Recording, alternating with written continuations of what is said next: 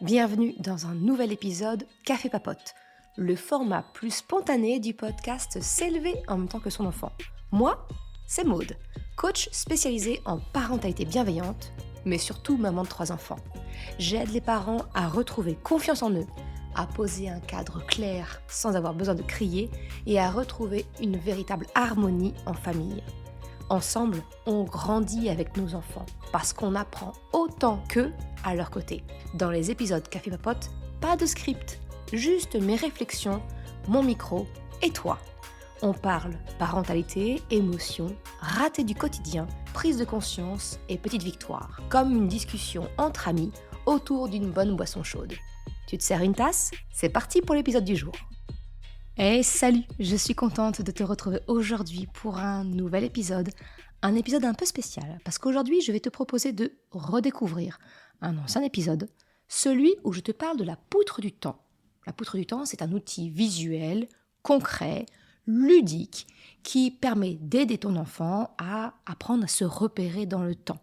Quel jour on est, quelle semaine, quel mois, quelle année, bref. Mais cette fois-ci, comme nous sommes en fin d'année, je te propose de l'aborder sous cet angle particulier, celui où on s'apprête à changer d'année. On est en décembre, donc évidemment c'est une période de grands bouleversements, de changements, d'excitation pour les enfants. Il y a plein de choses qui se passent. Il va y avoir plein de dates un peu particulières entre les réveillons de Noël, du jour de l'an, le jour de Noël, le jour de l'an, bref. Il y a plein d'occasions comme ça et il peut être intéressant d'aider ton enfant à se repérer pour faire en sorte que tout ça devienne beaucoup plus clair et qu'on sorte du flou quelque part. Alors comment faire pour aider ton enfant à comprendre ce passage d'une année à une autre, qu'on recommence un calendrier avec une nouvelle année ? Parce que le fait est que nos calendriers à nous, qui sont avec un système de cases, de colonnes et de lignes, c'est encore un peu compliqué pour les enfants, surtout quand ils sont jeunes. Le fait est que la poutre du temps, tu vas voir, je te l'explique dans l'épisode de podcast que je te propose de redécouvrir. La poutre du temps, comme son nom l'indique, elle est sous forme d'une poutre, c'est-à-dire une forme d'une ligne. C'est un calendrier linéaire, ce qui en fait une alternative, une solution vraiment simple et visuelle qui permet d'apporter encore plus de sens aux enfants et ainsi de mieux comprendre ce qui va se passer. Et justement, pour aider ton enfant à comprendre cette transition qu'il va y avoir d'une année à une autre, et ce que je te propose, c'est de télécharger ta poutre du temps.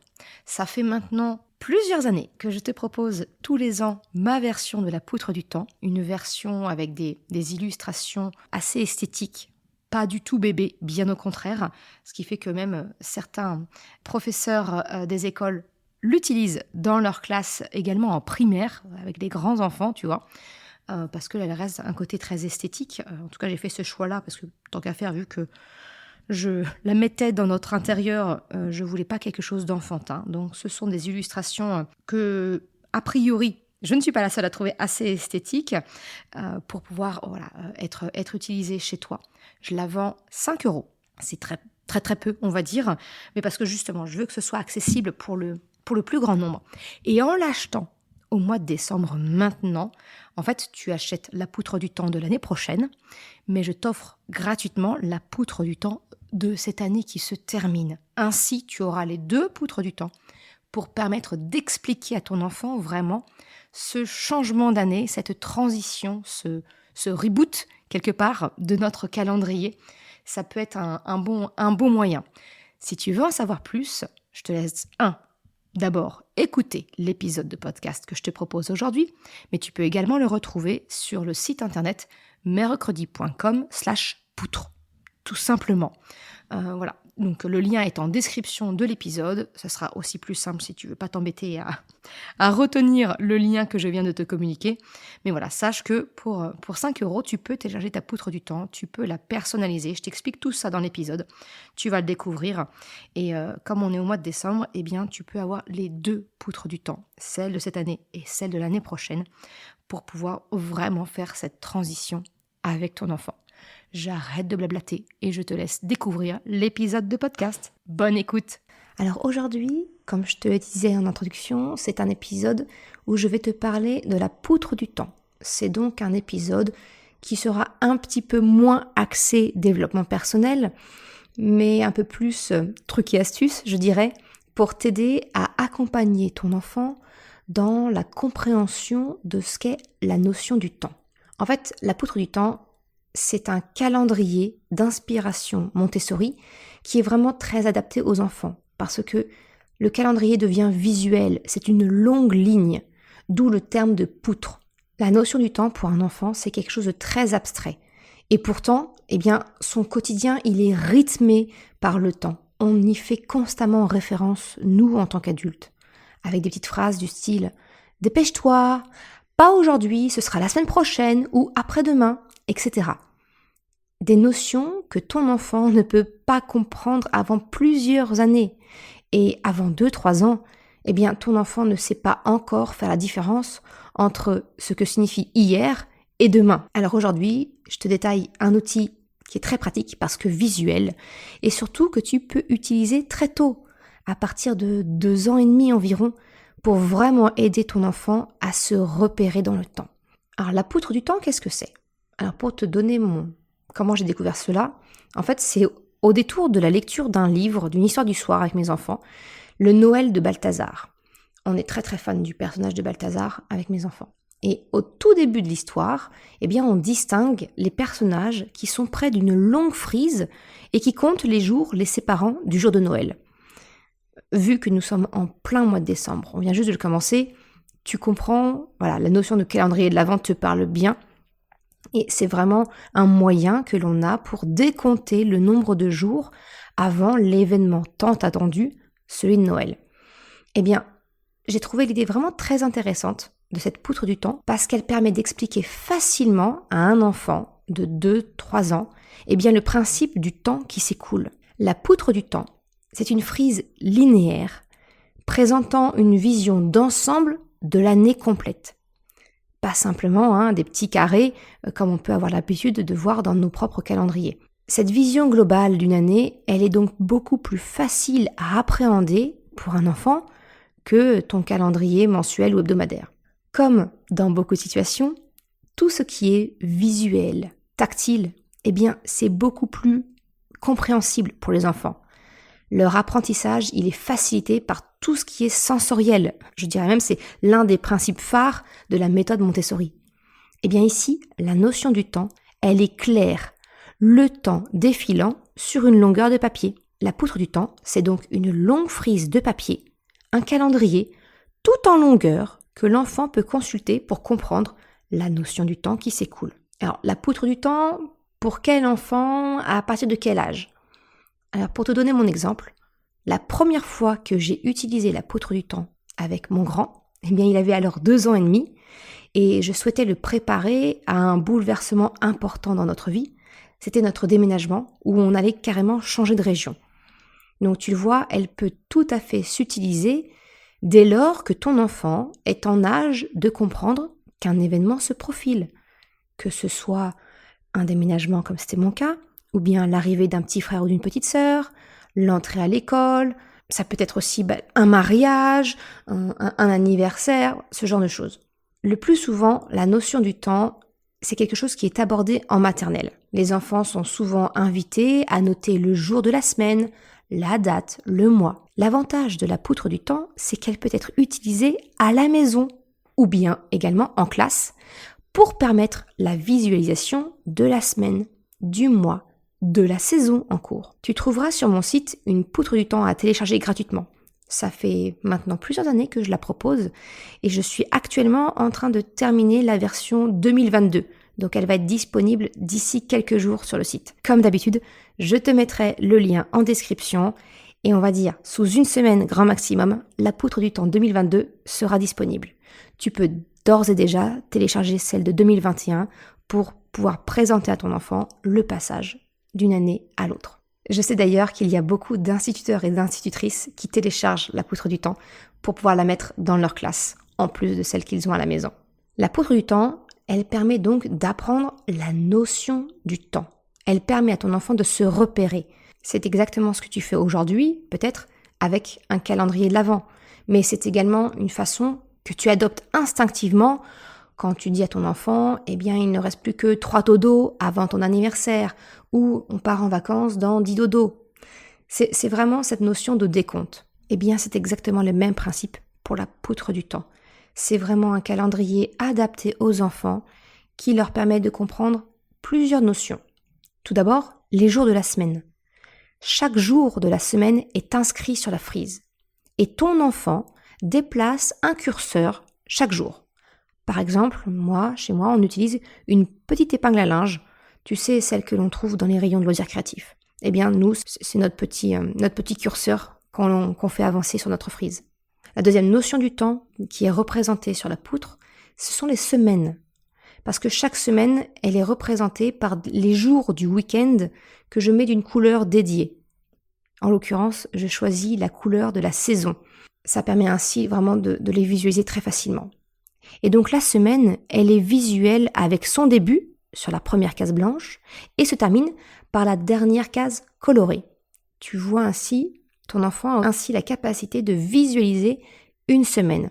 Tant qu'on est dans la description des semaines, je fais un petit aparté pour te dire que la poutre du temps, c'est également un excellent outil dans le cas où tu es séparé de ton ou ta conjointe et que vous êtes en garde alternée.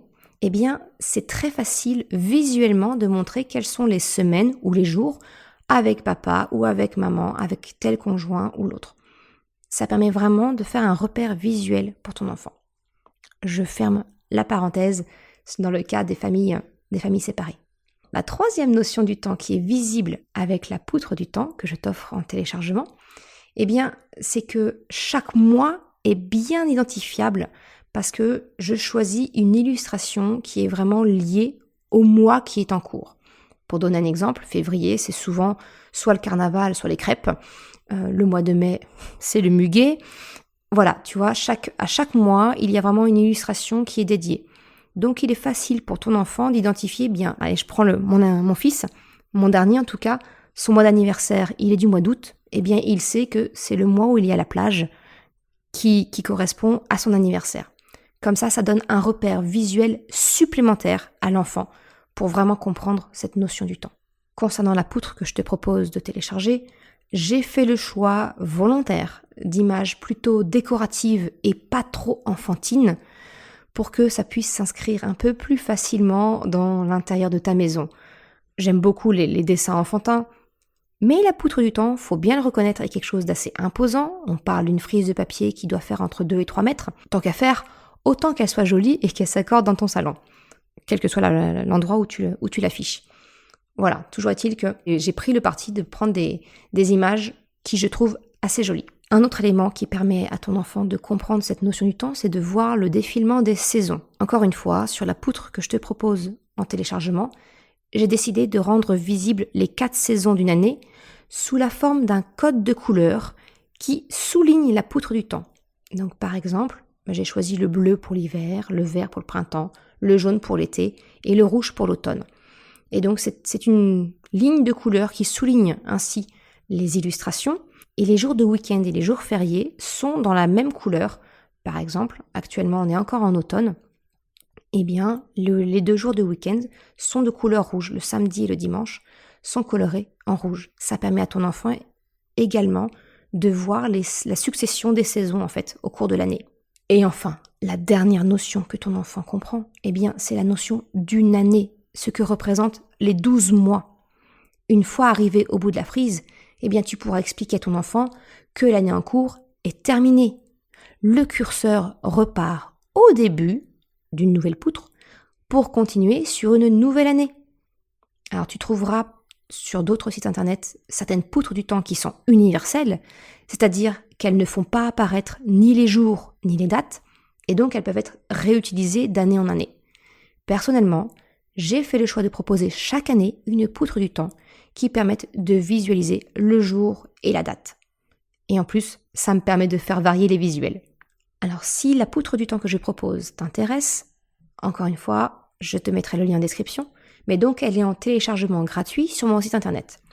En fait, ensuite, tu reçois dans ta boîte mail directement des feuilles à imprimer et ensuite tu n'as plus qu'à les découper et les assembler pour pouvoir l'accrocher sur le mur qui te convient le mieux. Alors personnellement, j'ai fait le choix de la coller au mur avec de la pâte à fixe. Ça me permet ainsi de la fixer sans abîmer le support. Alors pour être précise, moi la mienne je l'ai un petit peu réduite. Exactement, la mienne mesure 1,90 m de long. Ce qui te permet, si tu as peu d'espace, comme moi, c'est qu'elle tient généralement bien dans un couloir par exemple. Et si besoin, si vraiment tu as besoin, eh bien tu peux décider de l'afficher simplement au semestre ou au trimestre, comme tu le souhaites. L'autre question que l'on me pose, c'est où installer la poutre du temps. Qu'importe la pièce, c'est surtout d'un point de vue de hauteur sur le mur. J'ai envie de te dire que la hauteur idéale pour la fixer, eh bien c'est au niveau des yeux de ton enfant. Pas trop basse non plus, pour éviter que, si tu as des enfants encore plus jeunes, avec des mains moins délicates, on en fasse des confettis. Mais voilà, c'est vraiment d'essayer de viser la hauteur des yeux de ton enfant. Alors je sais que certaines personnes choisissent de protéger, entre guillemets, la poutre du temps en la passant à la plastifieuse. J'ai personnellement fait le choix de ne plus le faire depuis 2 ans, dans le but en fait d'être logique dans ma démarche de zéro déchet et de produire un peu moins de plastique. Mais c'est également une possibilité, sache-le, tu peux facilement la passer à la plastifieuse pour pouvoir en faire quelque chose d'un peu plus robuste. Le dernier élément que je voulais aborder avec toi et qui me tient à cœur, c'est que c'est encourager à personnaliser ta poutre du temps. Une fois qu'elle est affichée, eh bien, tu peux la personnaliser avec ton enfant et faire apparaître, tous les éléments du calendrier que vous jugez utiles. Tu peux utiliser pour cela, des gommettes autocollantes de couleur, scotcher un petit mot en dessous avec un petit dessin. Bref, tout ce qui vous convient pour comprendre quel est l'événement à retenir qui va venir. La frise peut te servir pour noter tout type d'événements dans la vie de ton enfant. Ça peut être quels sont les jours d'école, de crèche, s'il est chez nounou, les anniversaires de la famille, les semaines de vacances où on est tous ensemble en famille, ou bien quand eux, ils partent peut-être chez leurs grands-parents. Comme je te le disais, pour les enfants qui sont en garde alternée, tu peux ainsi faire apparaître quels sont les jours ou les semaines où ton enfant est chez son papa ou sa maman. Tu peux également y noter tous les grands événements tels que les déménagements, les fêtes de famille, les mariages, voilà. Si tu te rends sur l'article que j'avais écrit à l'époque où j'explique la poutre du temps, tu verras les exemples de ma propre poutre du temps que j'ai faite avec mes enfants. Et donc nous, notre petit code, c'est d'avoir des gommettes dorées en forme d'étoile pour les anniversaires. Et par exemple, ma fille, elle sait très bien que son anniversaire, c'est le mois où il y a l'illustration de Pâques. C'est son repère visuel. On a également des gommettes de couleur. Alors, pour les grands-parents maternels, ce sont des gommettes bleues. Les oranges, c'est quand ils vont chez leur grand-mère paternelle. On a eu le cas du mariage de mon frère il y a quelques années. C'était vraiment une grande fête que mes 2 enfants attendaient avec impatience. On avait une énorme gommette rose dessus. Ils savaient quand était le mariage de tonton et tata. Voilà. Donc c'est pour te donner un petit exemple. L'année de notre déménagement, j'avais imprimé en tout petit, la photo de la maison dans laquelle nous allions emménager. Je l'avais découpée et scotchée en forme de petit onglet sous la poutre du temps. Et comme ça, mon fils, qui avait 2 ans et demi à l'époque, pouvait visualiser. Donc visuellement, il reconnaissait la maison et il savait à quel moment ça allait arriver dans le calendrier. Je continue d'utiliser la poutre du temps, même si mon grand a 8 ans et demi bientôt, ma fille a plus de 6 ans et demi et mon petit dernier 3 ans. On continue d'avoir la poutre du temps, notamment pour Krapopoulos, parce que lui, il est vraiment en plein dans la compréhension de la notion du temps. Mais même les grands, ça les aide beaucoup, ils aiment beaucoup ça. Et cette année, donc, on avait fait des petits onglets. Krapopoulos a fait sa rentrée en maternelle. Il y avait un événement, donc il y avait son anniversaire, son entrée en maternelle et notre départ en vacances au camping. Nous avions imprimé des photos des 3 éléments qu'on avait passés comme ça sur la poutre du temps. Et même aujourd'hui encore, il m'en reparle. Il me remonte l'événement en arrière. Le camping où nous étions, le symbole était un dauphin, donc on avait imprimé un dauphin. Et il me montre généralement « quand on était au camping du dauphin ». Voilà, ça donne vraiment un repère visuel aux enfants. Voilà ce que je voulais te partager un petit peu sur la poutre du temps. Alors libre à toi d'adapter selon ton envie et celle de ton enfant. Et l'important, il est vraiment là. Je t'encourage vraiment à construire et à personnaliser la poutre du temps, si tu l'adoptes, avec ton enfant pour vraiment lui permettre de se l'approprier, vraiment que ça devienne son calendrier. J'espère que cette poutre du temps te plaira, aidera ton enfant à visualiser le temps qui passe. Voilà ce que je souhaitais te partager aujourd'hui. Alors un peu moins de développement personnel, tu l'auras compris, mais avec la fin d'année qui approche, je me disais que ça pouvait peut-être être utile de te parler de cet outil qu'est la poutre du temps. Je te remercie d'avoir écouté cet épisode jusqu'à la fin. Si tu souhaites soutenir le podcast pour m'encourager à continuer à créer des épisodes, eh bien tu peux le faire sur le site mercredi.com/soutien en me faisant un don libre. Une autre façon de m'encourager et qui est vraiment très efficace, eh bien c'est d'en parler tout simplement autour de toi, de partager le podcast, le site. Et si le cœur t'en dit, eh bien c'est également de me laisser un commentaire ou une note sur Apple Podcast, Spotify, quelle que soit la plateforme si elle te le permet. Ça m'aide vraiment à faire connaître le podcast, à diffuser ce message qu'une autre façon de la parentalité est possible. Un grand merci à celles et ceux qui prennent le temps de le faire, mais également ceux qui m'envoient des messages privés. Ça me fait toujours très chaud au cœur. Je te souhaite une excellente journée, après-midi, soirée, quel que soit le moment où tu écoutes, et je te dis à très bientôt pour un nouvel épisode. Ciao!